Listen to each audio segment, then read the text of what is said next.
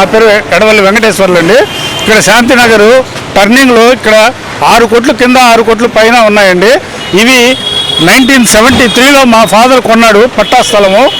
1974లో municipal plan తీసుకొని construct చేశారు. ఆ మున్సిపల్ ప్లాన్ కానివ్వండి, పట్టా డాక్యుమెంట్స్, లింక్ డాక్యుమెంట్స్ అన్నీ ఉన్నాయి. కావాలంటే మీరు చూడవచ్చు. 67 నుంచి ఉన్నాయండి డాక్యుమెంట్స్. 52 ఏళ్ళు అయింది కొట్లు కట్టి. 52 ఏళ్ళ నుంచి మేము మున్సిపల్ ట్యాక్సెస్ పక్కాగా కడుతూ ఉన్నాము. తర్వాత 92లో కానీ 2011లో కానీ వాళ్ళు వచ్చారు, మున్సిపాలిటీ వాళ్ళు వచ్చినప్పుడు ఇవన్నీ చూపించాము. చూపించిన తర్వాత వాళ్ళు మళ్ళీ వెనక్కి వెళ్ళిపోయారు.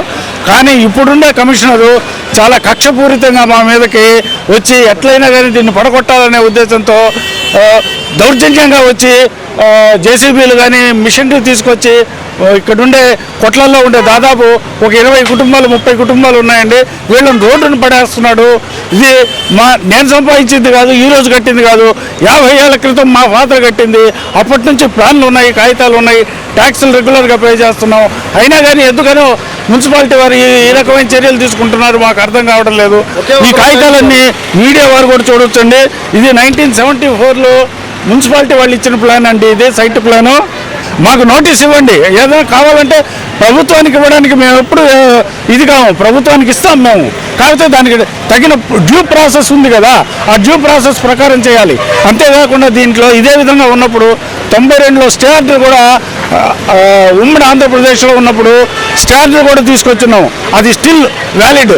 నేను లాయర్ గారి ద్వారా కూడా కనుక్కున్నాను. దాన్ని బేస్ చేస్తూ వాళ్ళకి నోటీస్ కూడా ఇచ్చాము. దాంట్లో ఒక చిన్న క్లాజ్ వాళ్ళు చూపిస్తున్నారు. అది పట్టా ల్యాండ్ కాకపోతే అని. పట్టా ల్యాండ్ కాకపోతే అనేది ఎక్కడుంది? పట్టా ల్యాండ్ కాగితాలు నేను ఇన్ని చూపిస్తున్నా, మీ సైడ్ నుంచి ఏం చూపిస్తున్నారు? ఏమి చూపించడంలే. నేను నోట్తో చెప్పాను, మార్కేస్తాను, అయిపోయింది. అంటే 20-30 కుటుంబాలను రోడ్డున వేసేస్తారా ఊరికే ఒక మాటతో? అది ఎంతవరకు న్యాయం చెప్పండి.